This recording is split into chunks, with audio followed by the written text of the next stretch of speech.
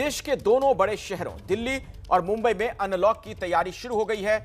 दिल्ली के सीएम अरविंद केजरीवाल ने ऐलान कर दिया कि सोमवार से एहतियात के साथ अनलॉक की प्रक्रिया शुरू हो जाएगी। मॉल और बाजार ऑड इवन के तर्ज पर खुलेंगे तो मेट्रो भी 50% क्षमता के साथ चलेगी। वहीं मुंबई में भी 50% क्षमता के साथ खुलेंगे मॉल, थिएटर और रेस्टोरेंट। इसकी वजह यह है कि दोनों महानगरों में कोरोना संक्रमण की रफ्तार धीमी हो गई है। मुंबई में आज लगातार चौथे दिन 1000 से कम नए केस आए हैं, तो दिल्ली में आज 500 से भी कम नए केस आए। अनलॉक 2.0 शुरू हो रहा है, लेकिन अब भी पूरी सावधानी बहुत जरूरी है। ये देखिए आपके सामने जो दो तस्वीरें हैं, दिल्ली में परसों से अनलॉक और मुंबई में भी अनलॉक शुरू होगा। देश के दोनों बड़े शहर, एक देश की आर्थिक राजधानी और दूसरी तरफ देश की राजधानी, लेकिन अब धीरे धीरे ऐसा लगता है कि अनलॉक के जरिए रोजमर्रा की जिंदगी पटरी पर आएगी।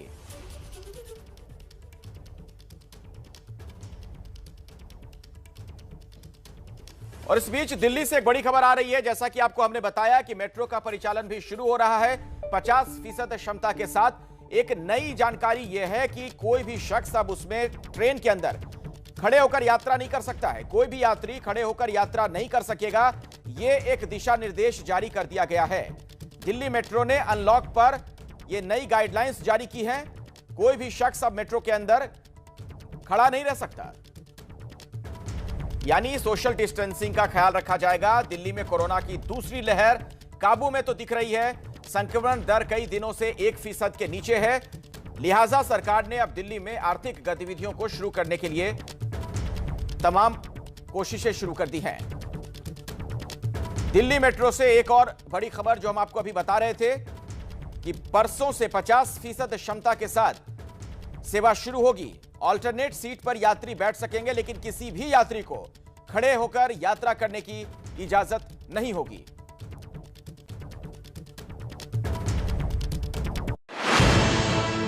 दिल्ली धीरे धीरे कोरोना की दूसरी लहर से बाहर निकल रही है और लोगों की जिंदगी आम दिनों की तरह पटरी पर दोबारा लौट सके, इसके लिए सरकार ने भी कोशिशें शुरू कर दी हैं।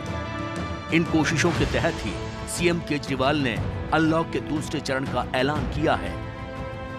अब दिल्ली में मॉल्स और बाजार को भी खोलने का बड़ा फैसला लिया गया है। मॉल्स हैं उनको खोला जा रहा है ऑड इवन के बेसिस पे। दूसरी चीज, जो स्टैंड अलोन शॉप्स हैं और जो एसेंशियल सर्विसेज प्रोवाइड करने वाली शॉप्स हैं वो ऑड इवन के बेसिस पे नहीं, वो रोज खुलेंगी। दिल्ली मेट्रो 50% कैपेसिटी के ऊपर चालू की जा रही है। मैं उम्मीद करता हूं इसके बाद देखेंगे कि आने वाले हफ्ते के अंदर भी कोरोना की स्थिति अगर काबू में रही तो और कई सारी एक्टिविटीज़ को फिर उसके अगले हफ्ते खोलेंगे। मॉल्स और बाजार को ऑड इवन के हिसाब से खोले जाएंगे। सरकारी दफ्तर में ग्रुप ए के ऑफिसर की 100% मौजूदगी रहेगी, तो 50% क्षमता के साथ ग्रुप बी के अधिकारी ऑफिस पहुंचेंगे। प्राइवेट ऑफिस भी 50% कर्मचारियों के साथ खुलेंगे। दिल्ली मेट्रो की सेवा भी 50% क्षमता के साथ शुरू होगी। अनलॉक के ये नियम कब से लागू होंगे ये फिलहाल साफ नहीं किया गया है, लेकिन दिल्ली में 7 जून की सुबह 5 बजे तक लॉकडाउन लागू है। माना जा रहा है कि सोमवार से दिल्ली में ये रियायतें शुरू हो जाएंगी। इनके अलावा दिल्ली सरकार दिल्ली में तीसरी लहर के खतरे को लेकर भी सचेत है। केजरीवाल ने बताया है कि अगली पीक में रोजाना 37,000 लोग संक्रमित हो सकते हैं और इसी अनुमान के आधार पर सरकार तैयारी कर रही है। कल लगभग 6 घंटे तक मैंने 2 अलग अलग मीटिंग ली, एक्सपर्ट्स के साथ बात की, जिन ऑफिसर्स ने अभी कोरोना के दौरान काम किया था उनके साथ बात की। हमने 2 कमिटीज़ बनाई हैं, उन दोनों कमिटीज़ के साथ मैंने बहुत डिटेल में चर्चा की। अगली वेव अगर आती है तो हम नहीं चाहते कि इस तरह की दिल्ली के अंदर त्राही मचे, तो ये तय किया गया, इसकी तैयारी शुरू कर दी गई। 420 टन ऑक्सीजन की स्टोरेज कैपेसिटी तैयार की जा रही है। तीसरी लहर में संक्रमण की चपेट में बड़ी संख्या में बच्चों के आने की आशंका है, लिहाजा सरकार ने पैट्रियाटिक टास्क फोर्स भी बनाई है। और अब बात महाराष्ट्र की, जहां लॉकडाउन में रियायत देने के इरादे से सरकार ने नई अधिसूचना जारी की है, जिसमें अलग अलग जिले और शहरों को उनकी मौजूदा हालात के आधार पर अलग लेवल में रखा गया और हर लेवल के लिए छूट की सीमाएं भी अलग अलग तय की गई हैं।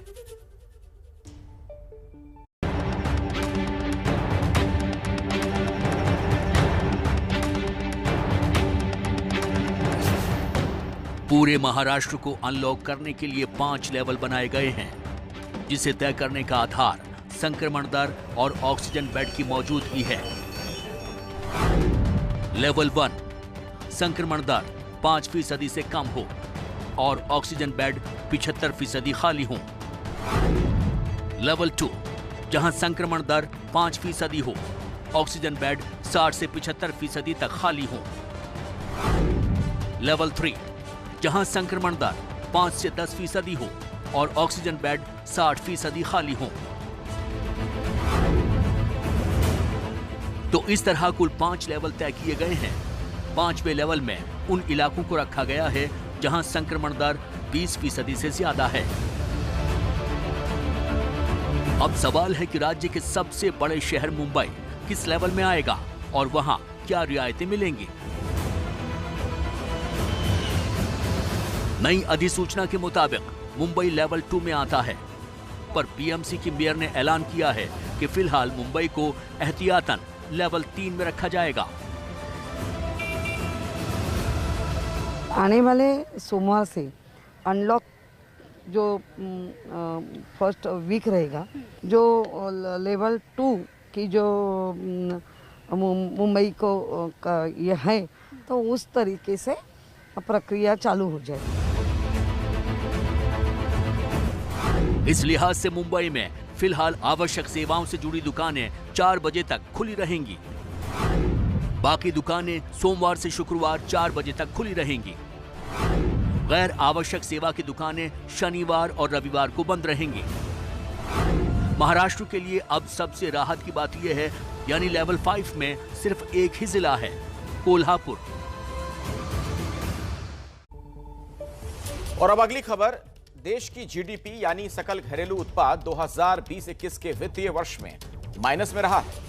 दरअसल देश की जीडीपी में पिछले कुछ सालों से लगातार गिरावट जारी है।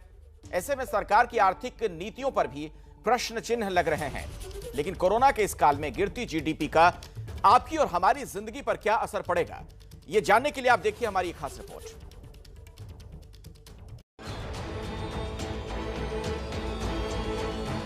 भैंस जब पानी में जाती है तो फिर मुश्किल से बाहर आती है, और इसीलिए कई भैंस पानी में ये मुहावरा भी बना, जिसका मतलब किए कराए पर पानी फिरना, यह सब डूब जाना है। देश की जीडीपी यानी सकल घरेलू उत्पाद के बारे में भी कुछ ऐसा ही कहा जा सकता है कि गई जीडीपी पानी में। वित्तीय साल 2020-21 की आर्थिक विकास दर की ग्रोथ रेट -7.3% रही है, और इसका सीधा मतलब यह है कि आम आदमी की मुश्किलें और बढ़ने वाली हैं।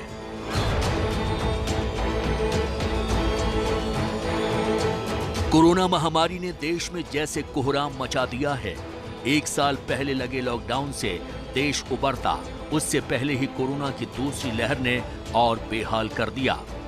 इस महामारी का सबसे बुरा असर देश के गरीब, किसान और उन लाखों मजदूरों पर पड़ा है जिनका शहरों में काम छूट गया है। Centre for monitoring Indian economy यानी CMIE के मुताबिक कोरोना की दूसरी लहर ने जान के साथ जहान पर भी कहर बरपाया है। इस साल जनवरी से मई तक सिर्फ 5 महीने में ही देश में 2 करोड़ 53 लाख लोग बेरोजगार हुए हैं। देश के आम आदमी ने जहां अपनों को खोया, वहीं इस महामारी में अपनी गाढ़ी कमाई भी गंवाई है, और ऊपर से बेरोजगारी की मार भी तेज हो गई है। दरअसल कोरोना की दूसरी लहर में जिन राज्यों में औद्योगिक गतिविधियां ठप हुई, वहां रोजगार का संकट ज्यादा गहराया है। देश के ज्यादातर शहरों में बाजार खुले भी हैं, लेकिन ग्राहक नदारद हैं। जाहिर है कोरोना की चक्की में आम आदमी पूरी तरह पिस रहा है। 8,000 रुपये मंथली मुझे जॉब में मिला करता था, जो कि अब मैं बेरोजगार की स्थिति में आ गया। बहुत सारे लोग ऐसे हैं जिनको जॉब नहीं मिला है अभी तक। लॉकडाउन लगने के बाद अभी जब से घर पे ही बैठे हैं हम। कोरोना काल में मुसीबत की ये कहानी आज घर घर की कहानी बन गई है। मधुबनी के निर्मल पिछले 1 दशक से पटना में रह रहे हैं और एक निजी स्कूल में पढ़ाते हैं, लेकिन इनके बच्चों की ही पढ़ाई बीच में छूट गई है। बेटा 12वीं की परीक्षा नहीं दे सका तो बेटी का बीएसए का एक सेमेस्टर छूट गया। पहले ट्यूशन पढ़ाकर किसी तरह घर चला लेते थे, लेकिन कोरोना के दौर में ट्यूशन का सहारा भी छूट गया है। मिस अभी तो सिर्फ खर्ची आमदनी तो मान के चलिए जो जितना हो रहा था वो 25% मेरी इनकम अभी हो रही है। खर्च में आई रूम रेंट ये देख ही रहे हैं, 10,000 का हाउस ही है, भोजन पर खर्च है, बच्चों की पढ़ाई पर खर्च है, तो खर्च तो मिनिमम 25 से 30,000 का है हर मंथ और मैं हार्डली अभी 10,000 भी अर्न नहीं कर पा रहा हूँ। हर चीज़ का प्राइस जो है वो अप्रॉक्सीमेटली 40 से 50% बढ़ गया है। आज मैं सब्जी खरीदने गया था और मैं कहने में मुझे जरा भी संकोच नहीं है, जो मैं उसको खरीद नहीं पाया, मैं वापस आ गया। और हम लोगों के लिए गवर्नमेंट कब करेगी कुछ? जो वीकर सेक्शन है, डिप्राइव सेक्शन है सोसाइटी के, गवर्नमेंट खूब कर रही है। जो अपर लेवल वाले लोग हैं उनको तो कुछ करने की जरूरत ही नहीं, वो लोग ऑलरेडी सर्वाइव कर ही रहे हैं, लेकिन हम लोग जो हैं इस सर्वाइवल क्वेश्चन मार्क लगा हुआ है। कोरोना के इस दौर में लोग बेरोजगारी और महंगाई की चक्की में किस तरह से पिस रहे हैं, इसकी एक मिसाल दिल्ली का भटनागर परिवार भी है। पेशे से कारोबारी प्रदीप भटनागर शादियों में टेंट और जरूरी सामान मुहैया कराते हैं। करीब 1.5 साल से काम पूरी तरह से बंद है। ऐसे में 14 लोगों की ज्वाइंट फैमिली को चलाना लोहे के चने चबाने जैसा हो गया है। जी बिल्कुल, आज देखिए 2 महीने होने जा रहे हैं, घर में बैठे हैं, कोई ऐसा साधन तो है नहीं, क्योंकि हमारा तो रोज खाना रोज कमाने वाला काम है। ये सब जीरो हो गया है कोरोना काल के कारण, और हम सरकार हमारी तरफ भी नहीं देख रही है कि कैसे घर खर्चा चले। आज स्थिति यह है कि आज टेंट कैटरिंग वाले सब्जी बेच रहे हैं, रोड पे ठिया लगा रहे हैं, बाजार लगा रहे हैं, प्लास्टिक का सामान लगा रहे हैं। लाखों करोड़ रुपए का एक बिजनेस था, उससे सरकार हमसे भरपूर, जिसे कहते हैं जीएसटी लेती थी, सेवा कर लेती थी, हम पे सबसे ज़्यादा टैक्स है हमारे ऊपर। अगर आज हम अपनी जो हमारी कैटरिंग टेंट की लाइन है, जितना हम जीएसटी और सर्विस कर देते थे, अगर हम सरकार से निवेदन करें कि आज हमें आपकी ज़रूरत है, तो क्या इसलिए कोई सुनेगा हमारी? 2 बेटियां हैंगी, तो दोनों बेटियों में जो है मुझे फ़ीस का पहले हमारे 10,000 हमारे जाते थे, अब क्या उसका ये हो रहा है कि 25,000 अब हमें देने हैं। नोटिस आता है स्कूल से कि मैम आपने फ़ीस नहीं भरी है, लेकिन क्या करें, या तो फीस देखें या घर का खर्चा देख लें। कोरोना के कहर की ये कहानी किसी एक शहर की नहीं है, बल्कि पूरे देश के हालात को बयान कर रही है। देश में construction, automobile sector, restaurant, hotel और ट्रैवल, टूरिज्म के कारोबार पर तो कोरोना की जबरदस्त मार पड़ी है। कोरोना काल में बेरोजगारी दर का ग्राफ लगातार ऊपर की ओर ही जा रहा है। Centre for monitoring Indian economy यानी CMIE के ताजा आंकड़ों के मुताबिक जून 2021 में बेरोजगारी दर 12.1% पर पहुंच गई है। जनवरी से मई 2021 तक पिछले 5 महीने में ही करीब 2,53,00,000 लोगों को रोजगार गंवाना पड़ा है। करीब 1,72,00,000 दिहाड़ी मजदूरों से काम छिन गया है, तो वहीं 55,70,000 लोगों का कारोबार बंद हो गया है। प्राइवेट नौकरी करने वाले करीब 32 लाख लोग भी बेरोजगार हो गए हैं।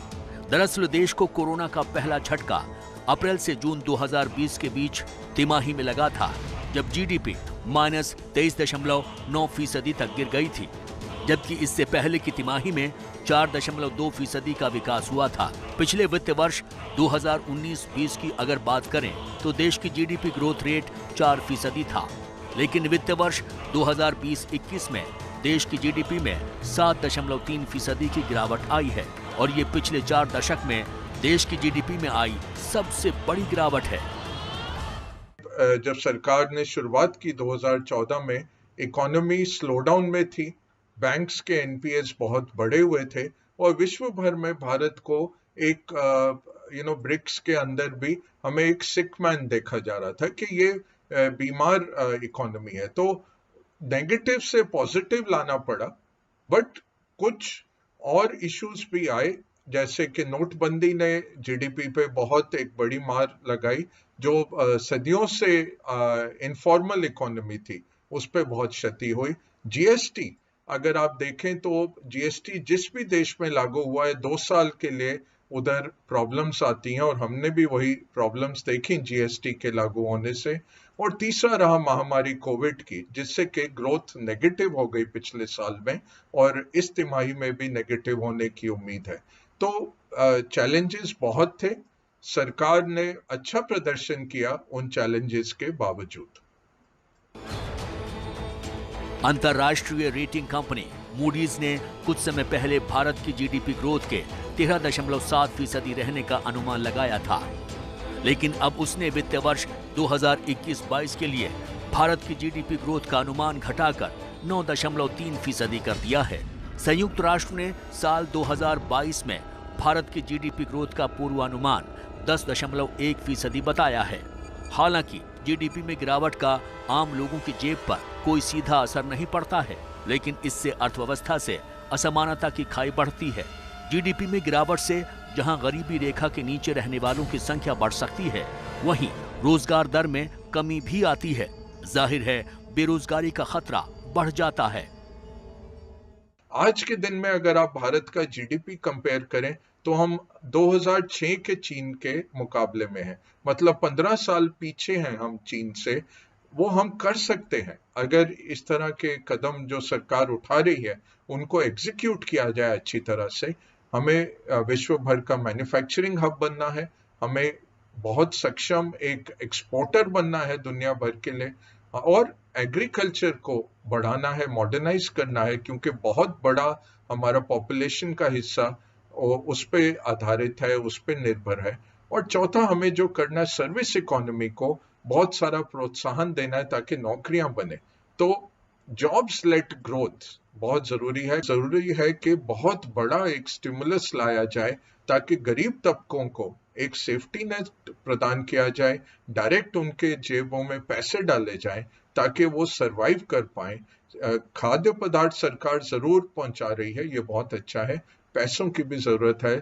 और जैसे अमेरिका ने $1400 हर अमेरिकन के जेब में डाले, हांगकांग ने ऐसा किया, यूरोप में कई जगह पे ऐसा हुआ, वैसे ही भारत को भी गरीब तबकों के लिए एक सेफ्टी नेट इजाज़ करना चाहिए। महामारी के कारण और उसके कारण जो लॉकडाउन लगाने पड़े, उससे पहले तिमाही में काफी असर आया था, लेकिन उसके बाद जो भारतीय अर्थव्यवस्था है उसने बहुत अच्छा रिकवरी किया है। मार्च तक पिछले साल में काफी अच्छी उसके जो असर आया, उस असर से अच्छा उभर के आया। एक बात और मैं कहना चाहूंगा कि पिछले 2 महीने में दूसरा वेव जो आया है, इस वेव के कारण जो रिकवरी हो रही थी उसमें थोड़ा असर पड़ा है, और ये असर जरूर है जिसको हमें ध्यान में रखना है। पिछले 1 साल से देश कोरोना महामारी के चक्रव्यूह में फंसा है। इस दौरान कारोबार और व्यापार को पटरी पर लाने की कोशिशें भी जारी हैं, लेकिन पिछले 1 साल में आर्थिक तौर पर लोगों की कमर किस कदर टूट चुकी है, इसे मुंबई की श्रुति गणपति से समझिए। 16 साल पत्रकार के तौर पर काम करने के बाद जब अचानक 1 साल पहले अखबार का एडिशन बंद कर दिया गया तो श्रुति बेरोजगार हो गई। काफ़ी सारे मीडिया में ऐसे लोग हैं, यानी सैकड़ों की मात्रा में मैं कहूँगी पूरे भारत में, कि जिनको निकाल दिया है, कोई सिवरेंस पैकेज उनको नहीं मिला, कोविड के वजह से उनको बहुत तकलीफ़ है, बहुत सारे लोगों को कोविड हो गया, और दूसरा कोई भी जॉब उनको नहीं मिल पाया है। तो मीडिया में ये हालत है, और मैं पूरी तरह से कोविड को ब्लेम नहीं करूँगी, क्योंकि ये सालों से जो रॉन्ग फाइनेंशियल पॉलिसीज़ जो है देश की, वो भी उसके लिए मुझे लगता है रिस्पॉन्सिबल है। क्योंकि जिस तरीके से उनको एक ही दिन में निकाल दिया गया, काफ़ी सारे लोगों को, उनको कोई सिवरेंस पैकेज नहीं मिला, उनको कोई प्रोटेक्शन नहीं है। मैक्सिमम लोग तो कोर्ट में भी नहीं जा सकते क्योंकि वो कॉन्ट्रैक्ट पे काम कर रहे थे। CMIE की रिपोर्ट के मुताबिक मई 2021 में 97% लोगों की आमदनी कम हुई है। वहीं कोरोना महामारी ने टूरिज्म इंडस्ट्री जैसे कुछ उद्योगों की तो कमर ही तोड़ कर रख दी है। पिछले 1 साल के दौरान टूरिज्म सेक्टर पर बड़ी चोट लगी है। दुनिया भर में हवाई यात्राएं बेहद कम हो गई हैं। कोरोना की दूसरी लहर में तो देश के अंदर भी हवाई यात्रा में कमी आई है। ऐसे हालात में एयरलाइंस लगातार अपने कर्मचारियों की कटौती कर रही है और जो कर्मचारी इस मुसीबत के दौर में बचे हुए हैं उन पर भी नौकरी जाने का खतरा मंडरा रहा है। उधर शिमला जैसे टूरिस्ट स्पॉट में सन्नाटा पसरा है, जिससे सैकड़ों टैक्सी ड्राइवरों की आमदनी नील बटा सन्नाटा हो गई है। डेढ़ साल से टैक्सी वालों ने काम धंधा कुछ नहीं किया नहीं, तो पूरे हिमाचल प्रदेश में जितने भी टूरिज्म क्षेत्र से जुड़े लोग हैं, टैक्सी वाला चाहे जो भी है, चाहे होटल वाला है, चाहे घोड़े वाला है, चाहे टेलीस्कोप वाला है, चाहे एडवेंचर वाला है, तो सबके हाथ खड़े हो चुके हैं। लॉकडाउन के दौरान जब तमाम लोगों के नौकरी का संकट खड़ा हो गया, तो ऐसे में स्पाइस जेट के कुछ कर्मचारियों के सामने दिक्कत खड़ी हो गई। और मुंबई के T2 टर्मिनस पर आप देख सकते हैं कि बहुत सारे स्पाइस जेट के जो है कर्मचारी का। आप लोगों को क्या दिक्कत है जिसकी वजह से आप लोग यहाँ पर इकट्ठा हुए हैं? आज रात को मतलब हम लोग घर जा रहे थे, तभी सबका मतलब पास जमा करो और घर जाओ बोलता है। अचानक से क्या हुआ पता नहीं। क्यों क्या पता मेरे को क्या आप क्या कह रहे हैं? ये जबरदस्ती करवा रहे थे, कुछ रीजन नहीं है इसके पीछे। माइनस में पहुंच चुका जीडीपी का ग्रोथ रेट जहां देश के आर्थिक तौर पर बीमार होने का इशारा कर रहा है, वहीं घर गृहस्थी से लेकर छोटे कारोबार, नौकरी और व्यापार तक कोरोना महामारी ने देश के आम आदमी की कमर तोड़ रखी है। जाहिर है देश का आम आदमी मुश्किलों के ऐसे भंवर में फंसा है जिसका किनारा फिलहाल नजर नहीं आ रहा है।